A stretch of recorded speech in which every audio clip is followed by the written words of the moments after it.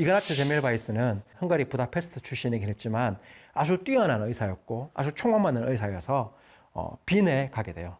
제국의 수도에. 이그나츠 제멜바이스는 삼과 의사였어요. 그러니까 흔히 의료소로 따지면 산부인과 의사였고 알게마이네스 크랑켄하우스라고 하는 그 당시 빈에서 가장 큰 병원의 교수로 일하게 되거든요. 알게마이네스 크랑켄하우스의 제1병동, 그러니까 당시 최고의 제국의 수도에 있는 최고의 병원에 있는 최고의 의사들이 진료하는 일병동에서 산모가 산후우열에 걸려서 폐혈증에 빠져가 죽을 가능성이 대략 20% 정도였습니다. 그런데 더 신기한 건 알게마이네 크랑크하우스의 이 병동은 의사가 진료하는 병동이 아니에요.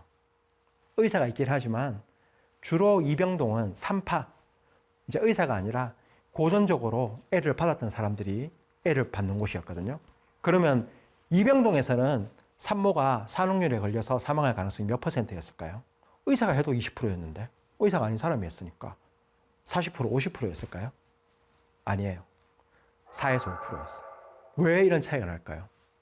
전문적으로 교육받은, 그리고 그냥 교육받은 것도 아니고 당대 최고의 교육을 받은, 그리고 상류층만 상대하는, 그러니까 알게마이네스 크랑케하우스의 일병동에 가는 사람들은 오스트리아 헝가리 제국에서 그래도 좀 힘 좀 쓴다는 사람들이 거기 입원했거든요. 근데도 왜 그렇게 많이 죽고, 이 병동은 그냥 보통 사람들이, 시민들이 입원하는 곳인데, 그냥 산파들이 입원하는 곳인데, 거기는 오히려 사망률이 한 절반에서 4분의 1밖에 안 되는 이유가 과연 뭘까요? 그건 여러분들이 19세기 의사의 복장 같은 걸 살펴보면 알 수 있어요. 19세기 중반까지만 해도 뭐 세균이라는 것이 있을 것이다, 이런 눈에 보이지 않는 작은 생명체가 있다는 건 알았지만 그게 질병을 일으키는 직접적인 원인이라고 생각을 안 했어요. 그래서 감염의 개념이 없어요. 그렇기 때문에 의사 복장이 어땠나 하면 19세기의 의사 복장은 일단 더러워야 됩니다. 뼈 조각도 묻어 있고 피도 묻어 있고, 그걸 씻지도 않고 이 환자 수술하고 하는데 저 환자 수술하고, 심지어 이제 질병으로 죽은 사람 해부하잖아요.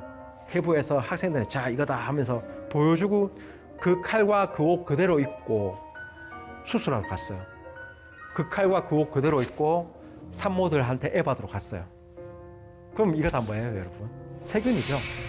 그렇게 하니까 당연히 더 감염이 잘 발생할 수밖에 없는 거예요. 그래서 일병동에서 그거 하면 산후우열에 걸리면 죽을 수밖에 없죠. 왜냐하면 당시에는 항생제가 없었기 때문에 그렇게 한번 감염이 되면 자연적으로 치료되는 거 외에는 방법이 없었어요. 반면에 제2병동은 산파들이 치료했다 했잖아요.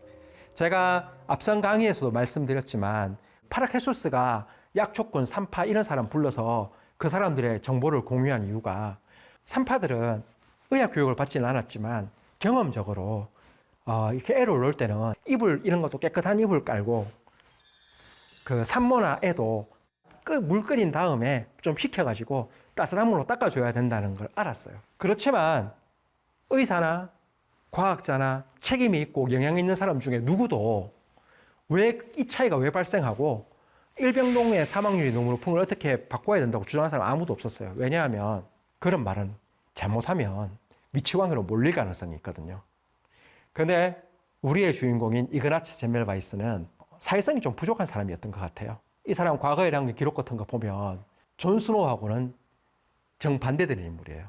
아주 가난하게 태어났지만 엄청 서세도 잘하고 실력도 뛰어나서 여왕의 주치의가 된 존 스노우와 반대로 제멜바이스는 고지식하고 다혈질이고, 그래서 이 사람은 주변 사람 눈치를 안 보고 이 변화를 주의에 깊게 본 거예요. 그리고는 어떻게 한번 변화를 줘보냐 하면, 그러면 이렇게 사망률이, 일병동의 사망률이 높은데 일병동도 이병동처럼 해보자. 그것도 그냥 이병동처럼 해보지 말고, 산파들은 잘 모르니까 그냥 뜨거운 물로 손 씻고 깨끗하게 손 씻고 하지만, 아예 이런 여기 조금이라도 뭔가 이상한 생명체가 있다면 다 죽일 수 있는 걸로 한번 씻어보자. 그래서 염화석회로 손을 씻어요. 당시에 구할 수 있는 소독약 중에 제일 싸고 잘 쓸 수 있는 거였거든요. 그래서 1847년에 이 일을 하거든요, 제밀바이스가. 그래서 1847년 초반에는 일병동 사망률이 제가 아까 말씀드린 대로 18%였거든요. 그런데 의사가 가운도 갈아입고 애 놓을 때 사용하는 도구도 다 염화석회로 씻고, 의사도 들어가기 전에 염화석회로 손을 씻고 들어가고 침구도 다 세탁해서 새로 깔고 하니까 1847년 후반에 가면 제1병동의 사망률이 1, 2%로 감소해요.